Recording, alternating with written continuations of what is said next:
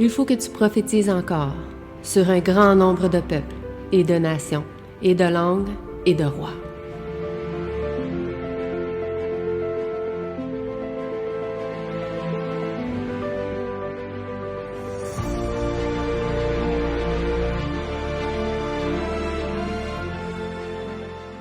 Donc, bon Shabbat à chacun de vous. Donc, aujourd'hui, nous allons réviser ensemble la leçon de l'école du sabbat. Quels étaient les chapitres que nous avions vus ce trimestre-ci? 1 à 5. 1 à 5, exactement. Et donc, le trimestre prochain, on va voir le chapitre 6 à 9, si je ne me trompe pas. Et donc, aujourd'hui, il n'y aura pas vraiment de diapo ou quoi que ce soit. On va vraiment réviser ensemble la leçon. On va prendre toutes les questions qui étaient dans la dernière leçon. Bon, on va y répondre. Bon, on va essayer de partager ensemble pour essayer de bien comprendre et bien réviser les chapitres et bien restructurer ensemble la structure de chacun des chapitres pour bien comprendre et nous rappeler c'était quoi les sujets principaux de chacun de ces chapitres pour qu'on puisse vraiment se rappeler de ce que nous avons vu au travers de ces 3 derniers mois. Et avant de commencer, eh bien, je vais faire une courte prière. Et par la suite, eh bien, on pourra entrer dans le vif du sujet. Prions. Notre Père qui est aux cieux, nous aimerions te remercier pour l'opportunité que tu nous permets de pouvoir être aujourd'hui réunis dans ton Église pour, Seigneur, t'adorer en esprit, en vérité. Que tu puisses bénir chacune des personnes qui est présente, Seigneur, ceux peut-être qui sont en route pour venir à ton Église. Et que tu puisses bénir, Seigneur, tous et celles qui sont avec nous en ligne, Seigneur. Et je te prie donc pour ces choses et que tu puisses nous permettre de bien comprendre ce que tu voulais nous transmettre au travers de ce trimestre. Au nom de ton Fils Jésus-Christ. Amen. Amen. Donc, on va commencer avec le chapitre 1. Il y avait différentes questions qui étaient liées à ce chapitre-là.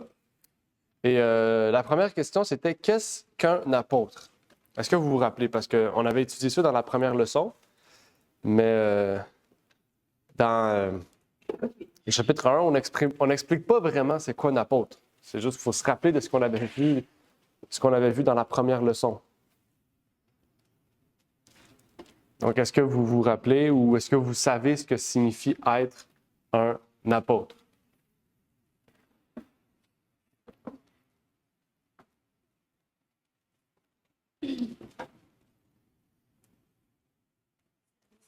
C'est un envoyé. OK.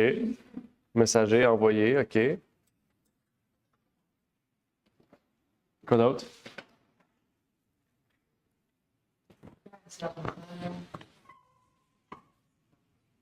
OK, un serviteur choisi par Dieu.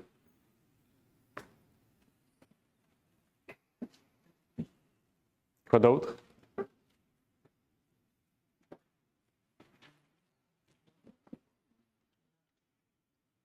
Moi, j'ai marqué un envoyé. OK. Un envoyé. Et là, ça me mousse, c'est un temps avant. Ouais, je sais.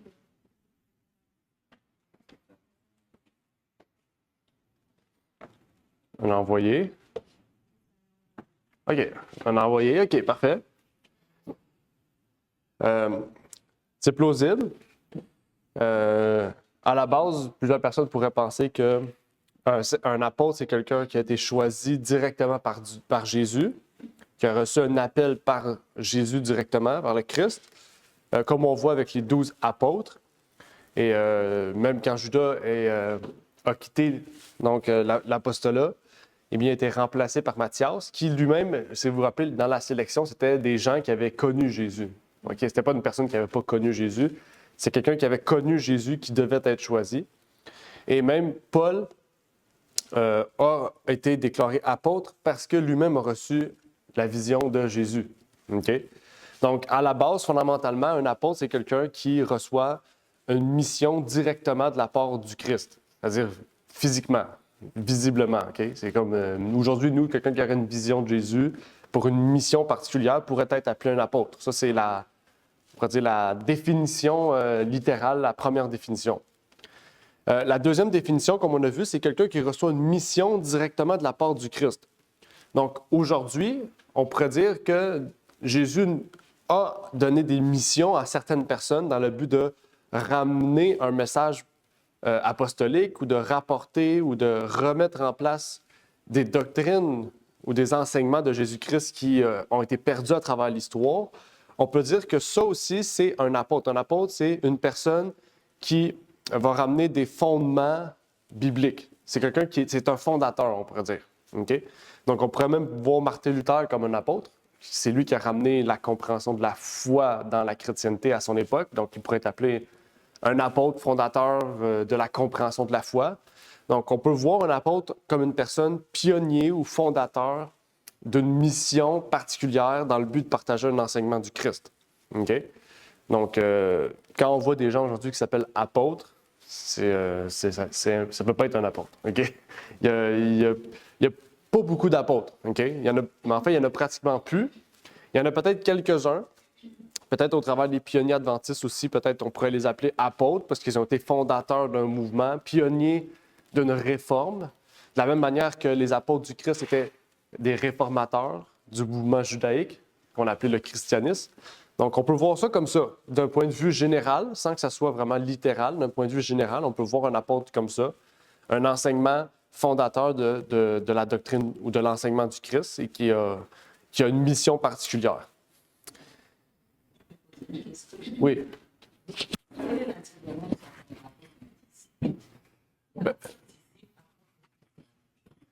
Par exemple, tous les apôtres étaient des disciples, mais pas tous les disciples étaient des apôtres.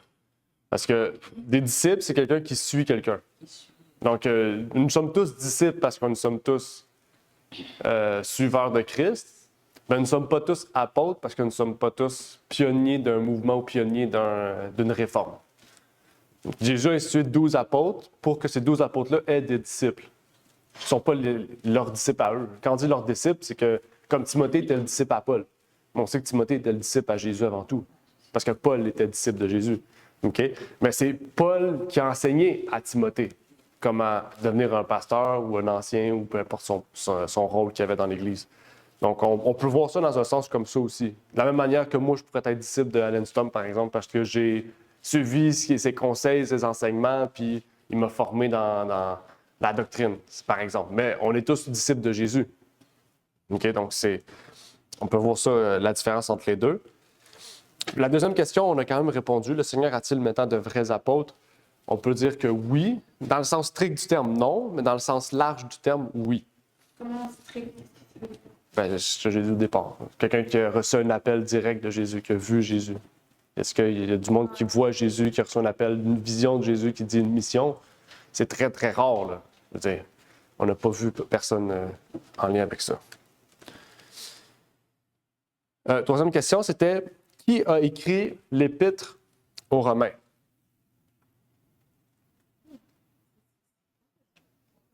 Paul, exactement. Verset 1. Paul, serviteur de Jésus-Christ, appelé à être apôtre, mis à part pour l'Évangile de Dieu. OK? Donc, à qui s'adressait-elle particulièrement? À qui s'adressait particulièrement l'Épître aux Romains? Au sein de Rome. Au sein de Rome, oui, aux Romains, à ceux qui étaient les chrétiens de Rome, exactement. Et plus particulièrement, si on va dans un sens plus large, on élaborait un peu la question, dans un sens plus large, à qui se rapporterait l'Épître de Rome? Aux Juifs, Aux Juifs, OK. Ouais. à l'Église. Oui, ça c'est le sens strict, le sens large. J'aurais dit les Juifs, vraiment. Païen, OK. Ouais. À tous ceux qui sont étudiants de la Bible, on peut aller dans le sens large. Ok. À ceux qui veulent comprendre la foi, le salut, la loi en Christ, parce qu'on l'étudie, donc on est quand même ça nous concerne quand même au sens large. Au sens strict, effectivement, il y avait un problème à l'Épître. Il y avait un problème à Rome, et le problème à Rome, c'est l'Épître de Rome aux Romains qui a été écrit par Paul. Maintenant, par quel événement le Christ a-t-il été déclaré Fils de Dieu? Par l'Esprit Saint. Dans la leçon, est-ce que c'est ça qui était marqué? Oui. Habituellement, je marque les versets. J'ai oublié de marquer les versets, là.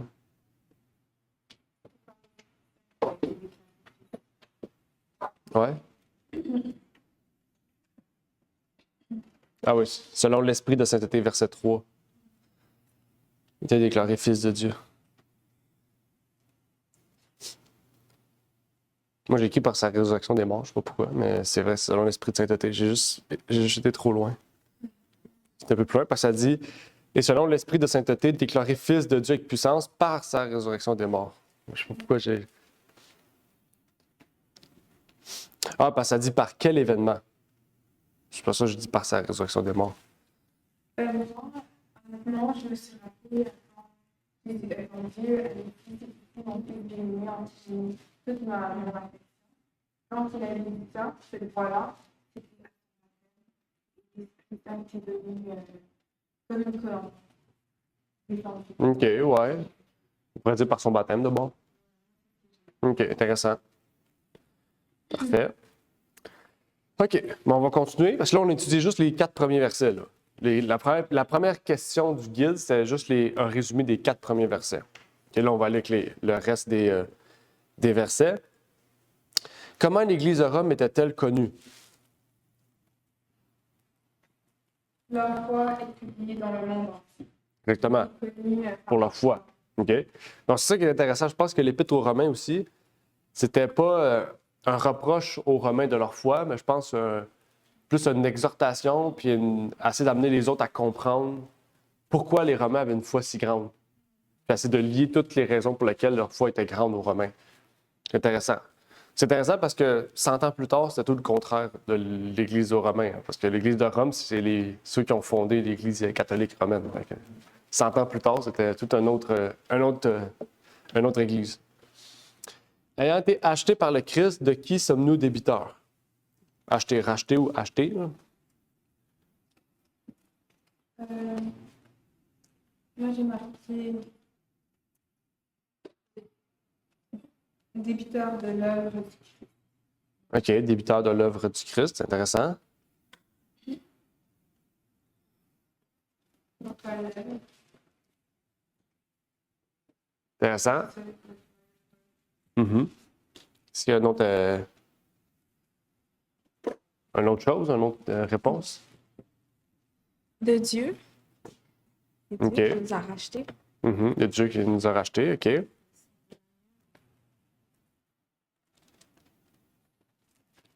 OK, parfait. Prochaine question, c'était qu'est-ce que l'Évangile? Ça, c'est intéressant. Qu'est-ce que l'Évangile? D'après l'Épître aux Romains, quel verset nous parlait de l'Évangile particulièrement?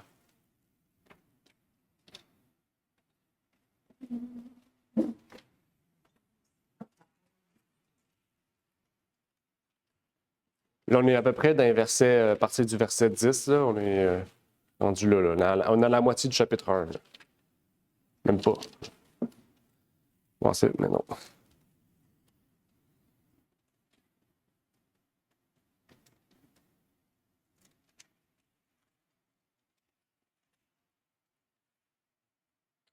c'est quoi l'évangile? Ouais, qu'est-ce que l'Évangile? Verset 16. Oui, toujours chapitre 1.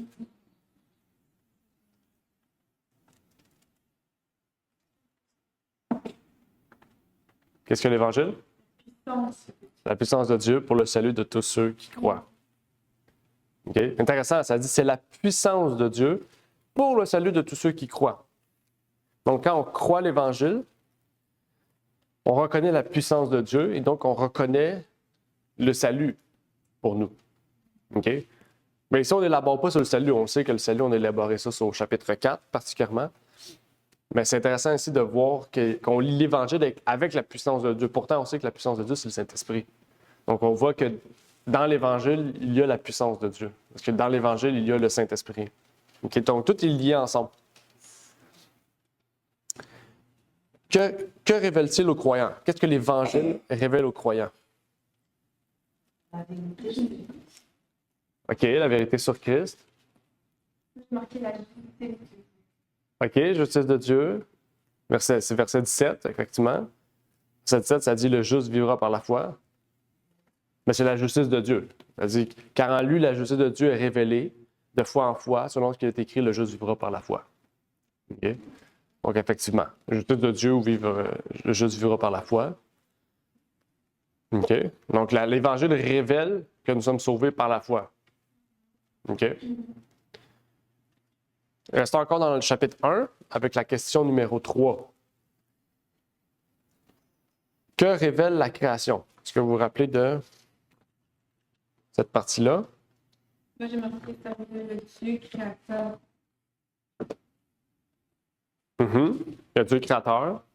Ça révèle la puissance de Dieu. Ça révèle Dieu lui-même, même. C'est pour ça aussi que Paul disait que les païens n'ont aucune raison de ne pas croire, puisque la nature est une révélation de la puissance de Dieu. La nature elle-même révèle Dieu. Pas que la nature est Dieu, mais que la nature révèle Dieu. On avait étudié ça particulièrement. Ça, c'est quand même intéressant. Et quel a été le résultat du détournement de l'homme de la vérité de Dieu? Puisqu'on sait qu'à la fin du chapitre 1, on a vu que les hommes ont détourné l'humanité, ou du moins une partie de l'humanité, de la vérité de Dieu. Qu'est-ce qui est arrivé à la suite de ces choses-là? Parce que Dieu a donné un esprit d'égarement. C'est les hommes qui ont commencé à s'imaginer, à aller selon leur imagination.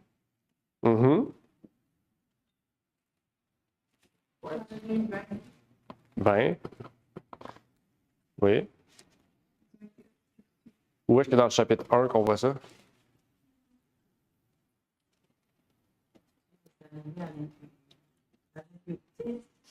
Parce qu'ils ne veulent pas reconnaître que Dieu porte une création.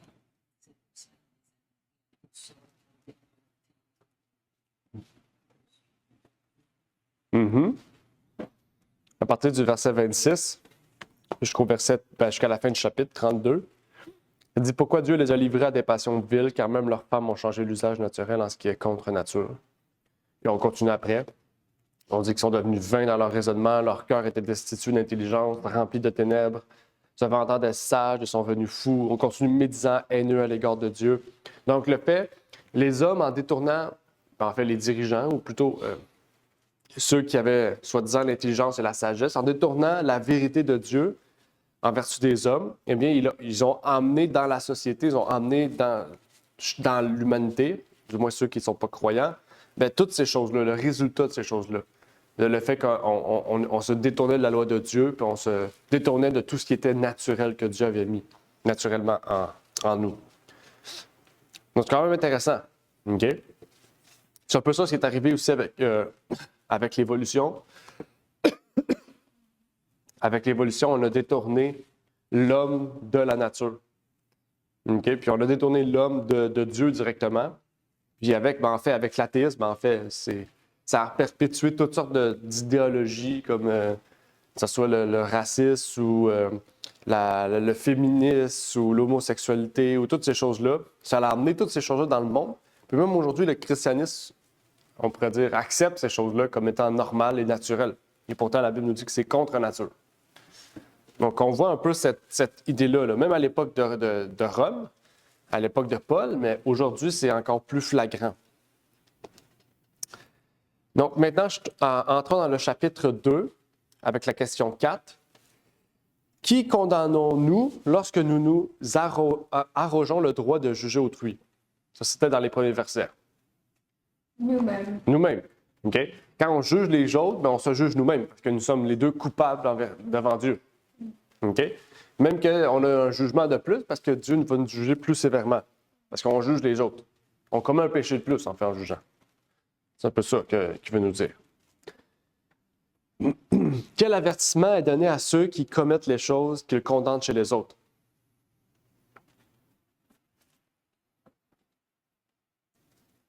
Ok. Si on commence à juger les autres, alors nous-mêmes, nous allons être jugés Oui, par Dieu. oui. Ça nous fait passer au chapitre de Jacques, parce que Jacques dit ne condamne pas les autres, ne juge pas les autres. Pourquoi juges-tu les autres si toi-même tu te condamnes? OK? Maintenant, on pourrait voir une distinction aussi qu'on avait étudiée aussi. Quelle est la distinction entre condamner ou juger et corriger et reprendre? Parce qu'aujourd'hui, on a une mentalité où tout ce qu'on dit contraire à ce qu'on pense, c'est juger et condamner. Donc, ça veut qu'est-ce qu'on doit faire? On doit arrêter de parler, de juger. Qu'est-ce que ça veut dire? C'est quoi la différence entre juger et on pourrait dire reprendre, corriger? D'après Timothée, parce que Timothée nous dit que l'Écriture a pour utilité de corriger, reprendre, instruire avec justice, etc. Donc, instruire avec justice, c'est de reprendre quelqu'un qui ne marche pas dans la voie de la justice. Pourtant, ici, il nous dit de ne pas juger. Et juger, bien, ça fait partie de la justice. Donc, qu'est-ce que ça veut dire? C'est quoi la distinction entre ce que Dieu nous demande et ce que Dieu ne nous demande pas de faire? Souvent, les gens pensent que juger, c'est. Donc, quand tu exhortes une personne, lui, cette personne, tu es en train de le juger.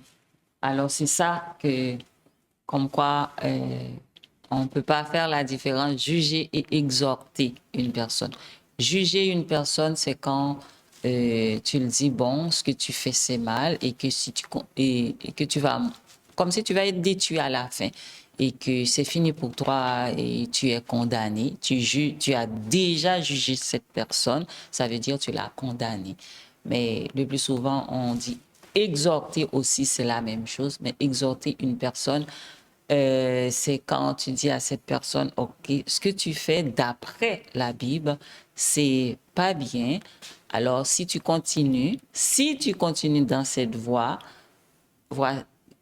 d'après la Bible, OK, voilà ce qui va arriver à toi, mais Dieu a mis devant toi la vie éternelle et la mort, mais c'est à toi de choisir, de faire ce choix-là. OK. Est-ce qu'il y a une autre intervention? Ramna, tu ne voulais pas parler? Mais moi, je vais juste dire que comme pour moi, on dirait que juger, c'est vraiment comme dans le dos, alors que exhorter, c'est vraiment aller face à face de la personne. Juger, c'est pour nous, en fait, c'est porter comme un point que on a envers une personne et le laisser là. C'est donner un point, mais sans apporter de fruits. Donc, c'est un jugement. Alors que quand tu apportes un fruit, tu vas vers la personne et tu lui dis, et pour qu'elle puisse savoir que ce qu'elle a fait, c'est mauvais ou qu'elle puisse savoir, connaître ça. Donc, je pense que c'est ça. OK, intéressant. OK, on va continuer. Mais ce qu'on comprend ici, c'est qu'un jugement vient avec une condamnation. Ça vient avec une condamnation. C'est ça. Une exhortation, c'est pas la même chose. Exhorter, c'est élever. Ouais. Condamner, c'est rabaisser. Donc, on voit la distinction. OK? Oui. Mais les deux, ça blesse. Quand tu juges, ça blesse. Oui, parce qu'on est tous égoïstes dans une certaine mesure. Ça blesse l'ego. Ça blesse le moi. Mais si on n'a pas de moi ou que le moi n'est pas supérieur à notre foi, ben ça va peut-être nous blesser, mais on va accepter en essayant de prier Dieu. Tu sais, je sais pas si on comprend, tu sais. Parce qu'un égoïsme, tu dis n'importe quoi, il va pas le prendre. Même si tu le dis avec le plus grand amour, même si tu y achètes un auto puis tu lui fais des reproches, il va pas le prendre. Mais si c'est quelqu'un qui est capable de reprendre les choses, il est capable d'être exhorté, d'être repris, corrigé avec justice, ben tu le sais que c'est un vrai enfant de Dieu. Tu sais. Si un enfant de Dieu est capable de reprendre les erreurs qu'il fait, capable d'accepter les torts qu'il a fait ou de dire « Oh oui, c'est vrai, tu as raison, je vais prier Dieu pour qu'il m'amène dans la bonne voie. » Fait que je pense que c'est ça. Maintenant, on ne peut pas plaire à tout le monde, mais la vérité, la Bible dit la vérité, c'était comme une épée. Hein. Des fois, elle blesse, mais ça peut être positif, ou elle blesse comme ça peut être négatif selon ce que toi, la façon dont tu l'as pris. Mais justement, la prochaine question, c'est quel est le résultat de la rétention du péché dans le cœur? Donc, quand on exhorte une personne, OK? La rétention du péché dans le cœur, c'est que le péché reste dans le cœur. C'est quoi le résultat de cela? La colère. Colère, verset 5. Ouais. Ton endurcissement et ton cœur impénitent, tu t'amasses un trésor de colère pour le jour de la colère et de la révélation du juste jugement de Dieu. Oui. Donc, exactement. On parle ici, c'est intéressant parce que si on exhorte une personne, puis il reste dans sa voie, bien, il s'amasse un trésor pour la colère, pour le jour du jugement, en fait. OK? Donc, c'est intéressant ça, ce qu'on nous parle ici. Fait que ça, c'est pour les 5 premiers versets du chapitre 2. Maintenant, avec la question numéro 5, c'est la suite. OK? On continue dans l'esprit du jugement. OK? Verset 2, c'était vraiment un chapitre sur le jugement, puis sur le fait de ne pas condamner les autres, que c'est la place de Dieu, ils n'ont pas notre place de faire cela. Maintenant, que rendra le Seigneur à chaque homme lors du jugement? Qu'est-ce que la Bible nous disait de cela? Ça nous fait penser à Ecclésiaste aussi, chapitre 12. Moi, j'ai marqué selon ses œuvres. Oui, chacun sera jugé selon ses œuvres. Exactement. Ça nous fait penser à Ecclésiaste 12, qui dit que vos œuvres soient cachées ou révélées, toute œuvre passe en jugement. OK? C'était quel verset, ça, déjà? Je sais pas. C'est 6 de Romains 2? Oui. Qui rendra chacun selon ses œuvres, exactement. Sur quelle base qu'on va être jugé, d'après le chapitre 2 de Romains? La base de la loi. La base de la loi.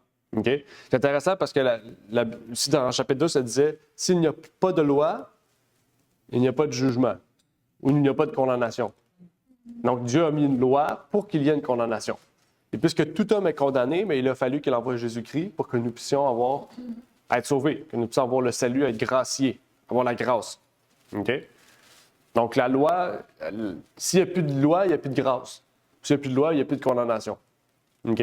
Donc, c'est un cercle, en fait. C'est un cercle qui ne peut pas être détruit. C'est pas un cercle vicieux, parce que c'est un bon cercle, mais c'est un cercle. Parce que si on enlève une des choses, une chaîne du cercle, un maillon du cercle, eh bien, le cercle se brise et il ne fonctionne plus. Donc, loi, grâce et foi. Quelles sont les choses qui sont prises en considération lors du jugement? Okay? On sait que nous sommes jugés sur la base de notre foi. Mais ce n'est pas notre foi en tant que telle, parce que la foi, ça ne veut rien dire. On peut dire oui, je crois, ça ne veut pas dire qu'on est sauvé. Sur quelle base qu'on va être jugé?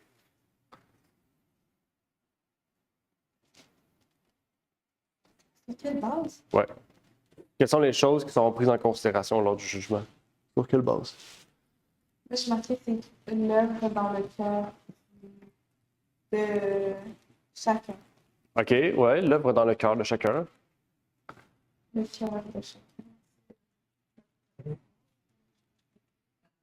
OK, donc connaissance.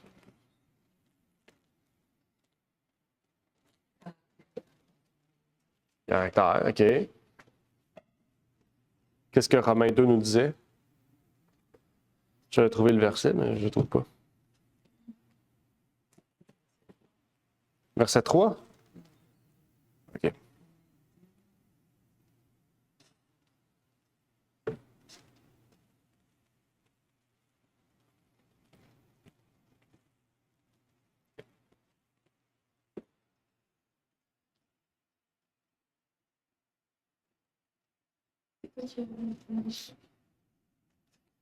Ça dit ici, verset 5-6, on va relire. Mais par ton endurcissement et ton cœur impénitent, tu t'amasses un trésor de colère pour le jour de la colère et de la révélation du juste jugement de Dieu, qui rendra à chacun selon ses œuvres. OK? Donc, le jugement va être rendu selon les œuvres. OK? Donc, les actions. Autant celles qui sont secrètes que non, d'après Ecclésiaste 12. Donc, on comprend que quelles sont les choses qui sont prises en considération lors du jugement? Ce sont les actions. OK?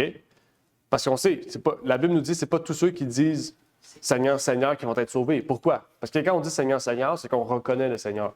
Mais pas parce qu'on reconnaît le Seigneur Jésus comme étant notre roi, que nos actions, nos œuvres vont suivre notre foi. Je ne sais pas si vous comprenez. OK? Donc, c'est nos actions, autant celles qui sont secrètes que non, qui vont être jugées sur la base du jugement. OK? Il y a une différence. Nous sommes sauvés sur la base de notre foi, mais nous sommes jugés sur la base de nos œuvres. Parce que nos œuvres suivent notre foi. OK? Parce que si Jésus se base juste sur la foi pour dire que nous sommes sauvés, on dit juste, moi, je crois en Jésus, on est sauvés. Mais on peut faire tout ce qu'on veut. Ce qui est absurde parce que la Bible dit le contraire partout. OK? Mais le fait qu'on dise, moi je crois en Jésus, je me donne ma vie à Jésus, sur cette base-là, Jésus a dit, OK, maintenant tu as accès au ciel. Maintenant, prouve-moi que tu vas aller au ciel par tes œuvres. C'est ça que Jésus dit en fait. Prouve-moi, comme Daniel a dit, par le caractère. Le caractère va faire en sorte que les fruits que tu vas faire vont être vrais. Parce que si ton caractère est mauvais, bien, les œuvres que tu vas faire ne seront pas sincères. Ça va être des œuvres dans le but de chercher à être sauvé. Mais si ton caractère change, les œuvres que tu vas faire vont être naturelles. Ils vont venir, les bonnes œuvres vont venir naturellement. Donc, nous sommes sauvés sur la base de nos actions, celles qui sont secrètes. Secrètes, c'est dans la tête, sur celles qu'on ne fait pas, celles qu'on est seul, soit en pensée, soit qu'on fait des actions seules qui sont contraires à la volonté de Dieu. Donc, nous sommes sauvés sur la base de notre foi, mais nous sommes jugés sur la base de nos œuvres qui vont selon notre foi. Okay? Notre foi, c'est notre confiance. Avec le question 6, qui est encore le chapitre 2, on embarque sur la dernière partie du chapitre 2. La première question, c'était « Qu'est-ce que le Juif savait et approuvait? » Qu'est-ce que le Juif savait et approuvait? La loi. La loi, sa volonté. Les Juifs savaient la volonté de Dieu. OK? Ils savaient discerner ce qui est contraire à la loi de Dieu. Pourtant, qu'est-ce qu'ils ont fait? Ils ont décidé de rester dans leur chemin, leur tradition, puis leur voie qui menait à la mort éternelle. Et donc, Dieu s'est vu révéler que le Juif, même s'il savait, même s'il discernait, même s'il était instruit par la loi, c'est pas sur ça qui fait que c'est le vrai Juif. La prochaine question, c'était, d'après Romains 2, qui est le vrai Juif devant Dieu? Qu'est-ce qui prouve que c'est un vrai Juif? Celui qui est circoncis, c'est ça? Celui qui est circoncis. Mais quelle circoncision? Parce qu'on a dit, du cœur. C'est pas celui qui est circoncis de la chair qui est nécessairement juif. C'est celui qui est circoncis du cœur. Le juif qui est circoncis de la chair est juif de chair. Mais Jésus ne veut pas des juifs de chair, il veut des juifs de cœur. Il veut des juifs en esprit. Donc, si nous sommes circoncis du cœur, nous sommes tous juifs.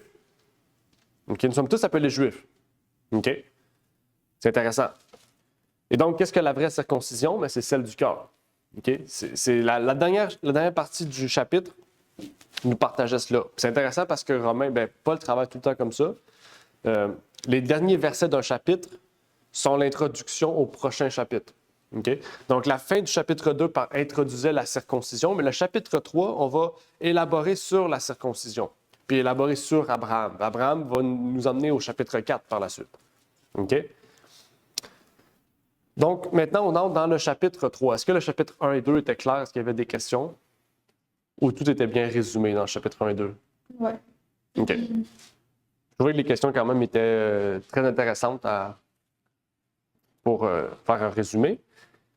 Maintenant, on est rendu à la question 7, du moins, au point numéro 7, qui est le chapitre 3. Quel avantage principal avait le Juif selon la chair? Qu'est-ce que le Juif de chair avait de plus des gentils? C'est les oracles de Dieu qui leur étaient confiés. Ouais, versets 1 et 2. Les oracles de Dieu. Qu'est-ce qu'un oracle? Une prophète. Ouais. Un oracle, c'est quelqu'un qui a un message particulier de la part de Dieu. Un prophète, exactement. Un juge, même. OK? Donc, eux, ils avaient les prophètes. OK? Qui leur permettaient, eh bien, de pouvoir être très avantageux face aux gentils, qui n'avaient rien, eux, pour ça. OK? Quelle est la condition de tous par nature? C'était un texte à l'appui. Intéressant. Est-ce que vous avez un texte à l'appui qui montre notre condition à tous par nature?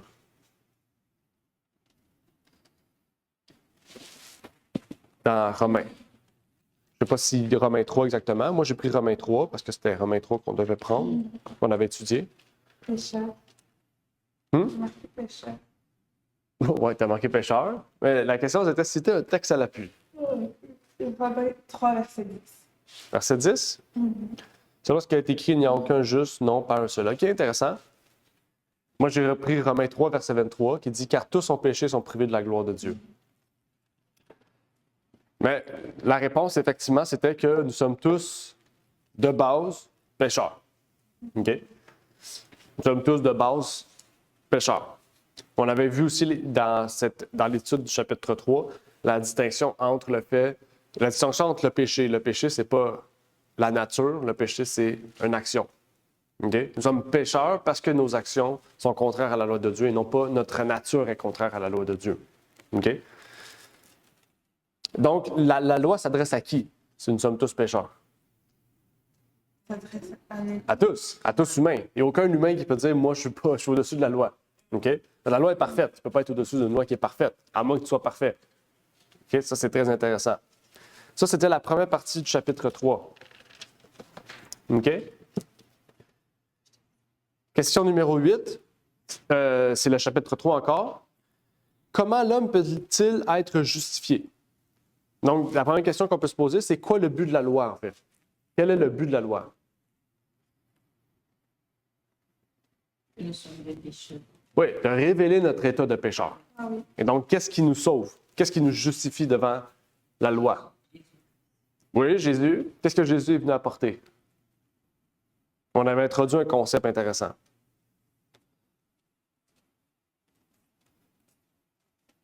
Qu'est-ce que Jésus est venu apporter? Ça va amener à la question. Comment l'homme peut-il être justifié? On n'a pas dit par qui l'homme, c'est comment l'homme.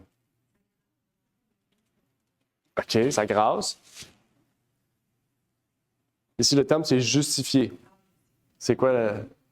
Il est venu nous enseigner comment apporter la victoire sur le péché.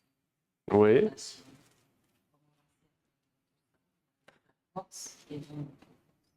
OK, c'est quoi le terme? La La justice. justification par La foi, exactement. OK? On a été justifié par la foi. Une justification par la foi. C'est ce qu'on avait intégré dans le chapitre 3. On avait parlé de la justice imputée et impartie. C'est quoi déjà? Imputée, impartie? qui a accès. Imputé, c'est le livret qui prend par Jésus-Christ, qui a accès au ciel. Qui a accès au ciel. Puis impartie, c'est la sanctification. La sanctification, c'est là que tu vas apprendre à faire pour être qualifié pour le ciel. Oui, exactement. Donc, imparti, c'est quelque chose qui. Imputé, désolé. Imputé, c'est quelque chose qui nous est imputé, c'est quelque chose qui nous est mis dessus. OK? C'est gratuit, surtout qu'on croit, c'est sur nous. Et imparti, c'est quelque chose qu'on doit renouveler, qu'on doit travailler. Okay? Chaque jour, on renouvelle notre foi, donc on se sanctifie au travers de notre foi. C'est-à-dire qu'on amène notre foi toujours plus proche de Dieu. On développe notre foi, on travaille sur notre foi. On forme notre caractère. OK? Donc, dans quel but le Christ a-t-il été présenté? D'après le chapitre 4. On a vu que c'était par la foi qu'on était sauvés, on a vu tout ça, mais pourquoi le Christ a été envoyé? D'après le chapitre 3. Rappelez-vous, c'est toujours le chapitre 3. Hein? Donc, si vous avez les versets en plus du chapitre 3, ça serait encore mieux. Déjà, le verset 14 nous répond à cette question, le verset 15 répond à cette question. Ça, c'était la meilleure façon de pouvoir bien se rappeler de ce qu'on étudiait. Dans quel but le Christ a-t-il été présenté?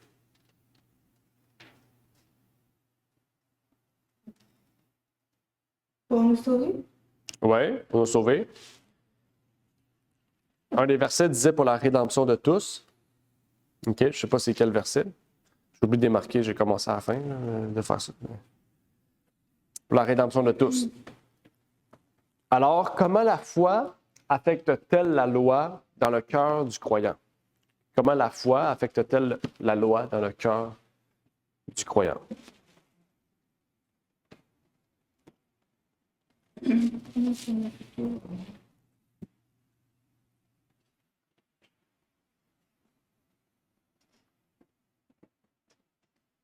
Moi, j'ai marqué que la foi est dans le cœur, rendant parfait l'obéissance. Oui. Donc, la foi établit la loi dans le cœur du croyant. Moi, ça, j'ai marqué, mais Arnaud, tu as raison, effectivement. Donc, la foi nous pousse à voir l'utilité de la loi dans le cœur. C'est ce que la Bible nous disait, 31. Anéantissons-nous donc la loi par la foi? Nullement. Oui, nous établissons la loi. Par la foi, nous établissons la loi dans le croyant, dans notre cœur. OK? C'est verset 31, le dernier verset. Romains 3, 31. OK? Donc, point numéro 9. Qu'est-ce que la foi, chapitre 4, qu'est-ce que la foi a valu à Abraham? Qu'est-ce que la foi a valu à Abraham?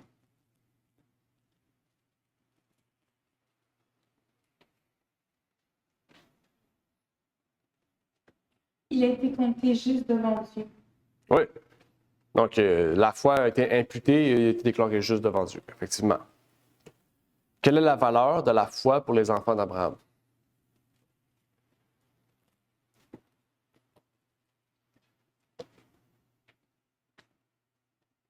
Elle est grande.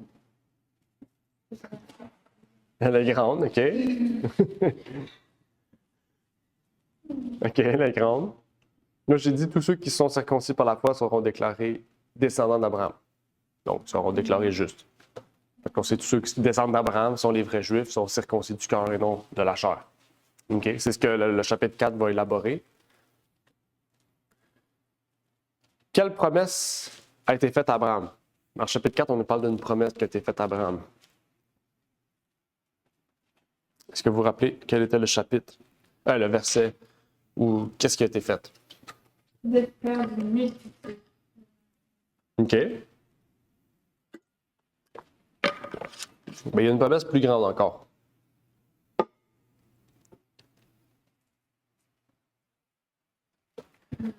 Dans le chapitre 4, est-ce qu'on parlait de cette promesse-là en particulier? Qu'Abraham aurait une multitude? Parce qu'il y a vraiment une promesse. Il y a le mot promesse qui est dans le chapitre 4. 16? Oui. On ne dit pas c'est quoi la promesse, mais on sait qu'il y a une promesse. Donc, si le chapitre 16 nous parle d'une promesse, c'est qu'un peu plus haut, on parle de la promesse. Fait qu'avant le chapitre 16. L'héritier du 13. Exactement. l'héritier du monde. Exactement. Héritier du monde, de la nouvelle terre. OK? Abraham a reçu la promesse qu'il serait héritier de la nouvelle terre. De la terre, mais pas de cette terre-ci, la nouvelle terre. OK? La terre restaurée. Ça, c'est la promesse qu'Abraham a reçue. Verset 13. OK? Donc, on s'en va à la question 10, qui est encore dans le chapitre 4. Ici, il y a beaucoup de questions. Combien comprenait la promesse faite à Abraham? C'était nombreux comme les étoiles. Oui. OK. Nombreux comme les étoiles. Que signifie pour nous cette promesse faite à Abraham? Moi, j'ai mis à appliquer pour nous que par la foi, nous sommes héritiers. Oui, par la foi, nous sommes héritiers. C'est une espérance pour nous aussi. Le fait que nous avons la promesse d'être héritiers sur le monde. OK? Est-ce qu'il y a une autre personne qui avait une autre réponse? Non? OK. Prochain. Quelle relation ou condition la foi établit-elle entre le pécheur et Dieu?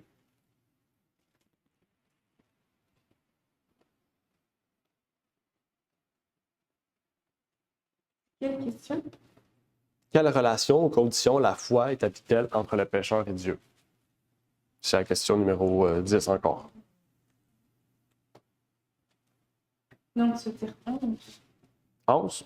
Quelle condition cela apporte-t-il dans le cœur, c'est ça? Non. Quelle relation ou condition la foi établit-elle entre le pécheur et Dieu? Oui, enfant de Dieu, enfant de la promesse aussi, je pense que la leçon en parlait. Enfant de la promesse, enfant de Dieu, effectivement. Donc, on est rattaché à Dieu. Dieu nous a... En fait, le lien, la haine qui existait entre Dieu et l'homme a été brisée. Parce que nous avons la même haine que Dieu. La haine que nous avons, c'est la haine envers le péché. Et non plus la haine envers Dieu. Combien le Seigneur a-t-il dit de personnes il y aurait de la descendance d'Abraham? C'est là qu'on veut dire le père de plusieurs nations. OK? Il serait père de plusieurs nations. Je ne sais pas c'est quel, c'est le verset 18. Père de plusieurs nations. Selon ce qui est dit, telle est ta semence. Comment Abraham a-t-il reçu cette promesse? La promesse d'être père de plusieurs nations. Sans l'avoir vu. Ouais, c'est quoi ça? Sans l'avoir vu. Par la foi? La foi, exactement. Parce que la leçon nous dit par la foi. Elle dit, ah, et n'étant pas fait dans la foi, il n'eut point d'égard à son corps déjà nécrosé, déjà vieux, alors qu'il avait 100 ans. OK? Même verset 20, on peut le prendre aussi. De quoi était-il persuadé? Je ne vais pas vous le dire, il y a un verset qui nous dit qu'il était persuadé. C'est très intéressant, les questions utilisent les mêmes termes que la leçon. 21. Étant pleinement persuadé, exactement, que la promesse s'accomplirait. Il ne savait pas quand. Il ne savait pas si c'était à son vivant, à sa mort, il ne savait pas. Mais il savait qu'elle s'accomplirait. C'est ça la foi. Il reste 2 questions, 11 et 12. On va dans le 11. 11, c'est le chapitre 5. Par quoi sommes-nous justifiés? Nous sommes justifiés par la foi en Jésus-Christ. Verset 1. Quelles conditions cela apporte-t-il dans le cœur? La paix avec Dieu par Jésus-Christ. Ouais. J'avais le verset 5. J'ai marqué « L'amour de Dieu est répandu dans nos cœurs. » Par qui avons-nous la paix? Ça, c'est quand même clair. Par qui avons-nous la paix? Par Dieu. OK? Est-ce que vous vous rappelez déjà, c'est quoi la paix? Quelle paix? Parce qu'il y en a qui vont dire la paix d'esprit, la paix... Mais est-ce que vous vous rappelez, on avait étudié particulièrement le mot paix. Là. C'est quoi la paix de Dieu? C'était le calme. Le calme, OK? Cette paix, c'est quand tu fais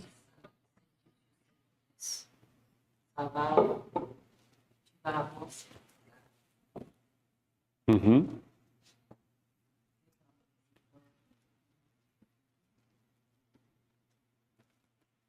Oui, si on regarde les yeux fixés sur Dieu, on va avoir cette paix-là, effectivement. Et cette paix-là procure quoi sur nous?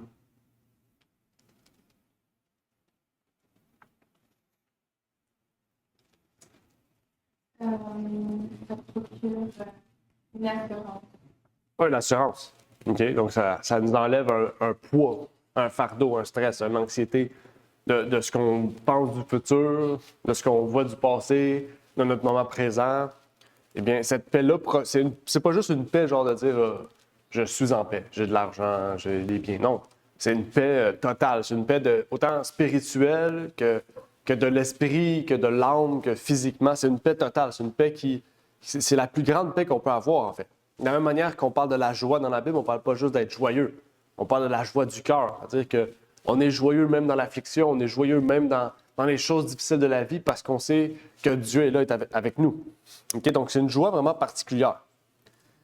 Par quoi sommes-nous réconciliés? C'est pas écrit avec qui nous sommes réconciliés. Par la vie et la justice de Jésus. Oui, verset 10. Moi, j'ai mis le verset 10. Nous avons été réconciliés avec Dieu par la mort de son Fils. Par quoi sommes-nous réconciliés? Par la mort de son Fils. OK? Bien, tu as parlé de Jésus, donc c'est bien. C'est exactement ça. Par la justice, peu importe. OK? Par quoi sommes-nous sauvés?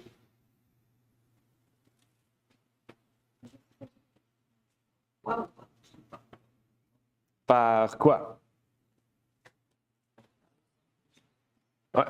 Ouais, ça c'est intéressant. Si on a dit par qui, là c'est Jésus. Par quoi? C'est l'expiation. Verset 11. OK? Le sang de Jésus. OK? Par l'expiation de Jésus. En qui seulement se trouve la vraie joie?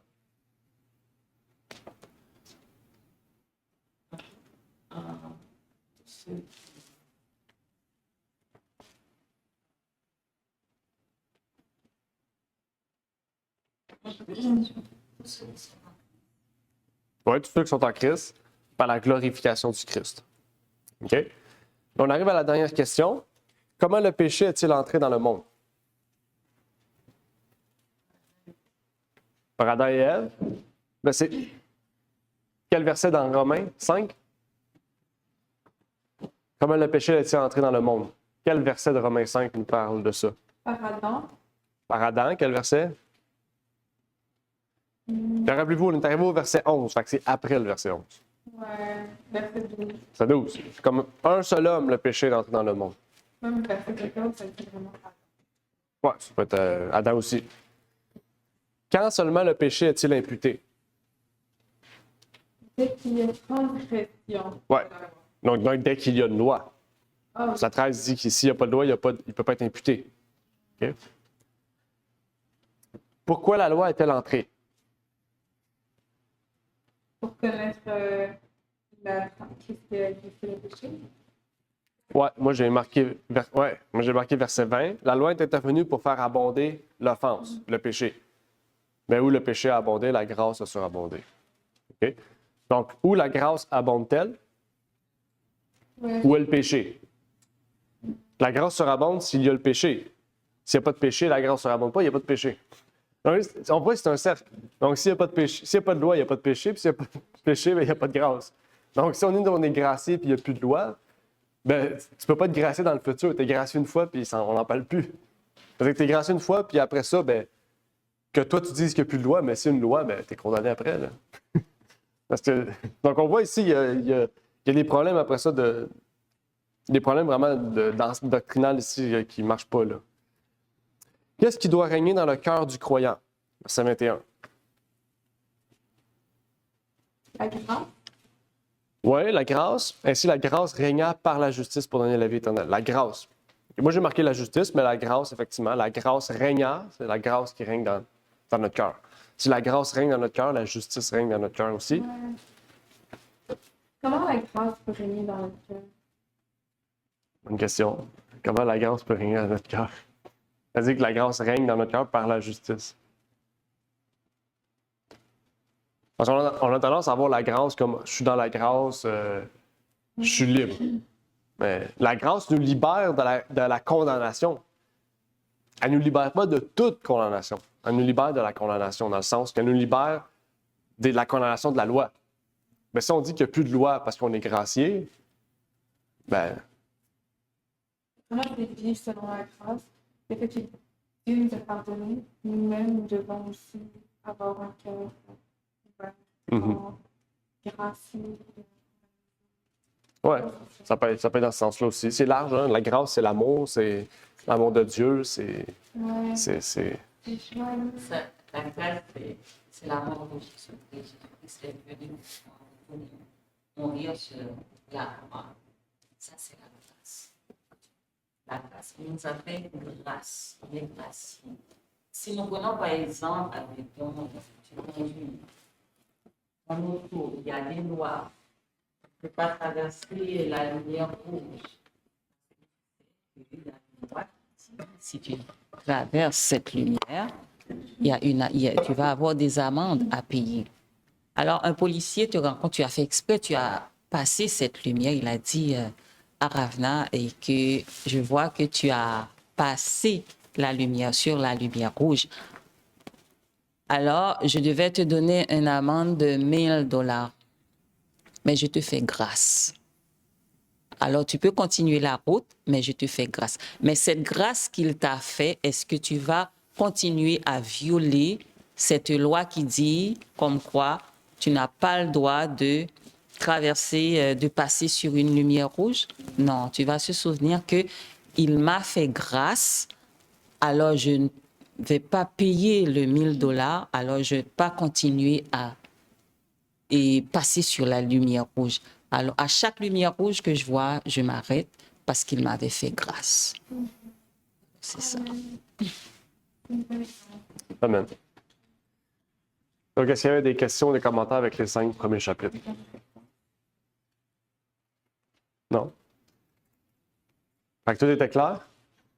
C'est ce qu'on avait étudié, les 5 premiers chapitres. Fait que là, vu que David est arrivé, on va étudier les 6 à 12. Donc... C'est ça. Non, on a terminé. OK? Donc là, à partir de la semaine prochaine, on va commencer le chapitre 6 jusqu'au chapitre 9. OK? Puis, ça va être les 3 prochains trimestres. Puis après ça, on aura un autre trimestre sur l'Épître aux Romains pour terminer vraiment Romains complètement. OK? Donc, on va terminer par une prière. Notre Père est aux cieux, nous aimerions te remercier pour l'opportunité que tu nous permets d'être aujourd'hui réunis pour adorer un esprit en vérité. Puisses-tu bénir chacune des personnes ici présentes, Seigneur. Et nous te remercions déjà de nous envoyer ton Esprit Saint, Seigneur, pour nous permettre de comprendre, d'assimiler ce que tu veux nous révéler au travers de l'Épître aux Romains, Seigneur. Eh bien, nous allons continuer la semaine prochaine à étudier cette épître-là. Donc, continue à nous bénir, à nous exhorter, à nous élever vers toi, Seigneur, pour que nous puissions toujours mieux comprendre cette épître aux Romains qui nous révèle les principes fondamentaux de la foi chrétienne, Seigneur. Eh bien, je te prie pour ces choses au nom de ton Fils Jésus-Christ. Amen. Merci d'avoir écouté cette vidéo.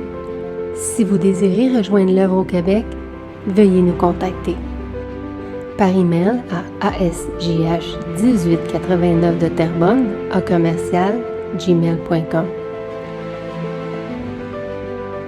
et via Facebook à @asjh1889 de Terrebonne. Merci à vous et que Dieu vous bénisse.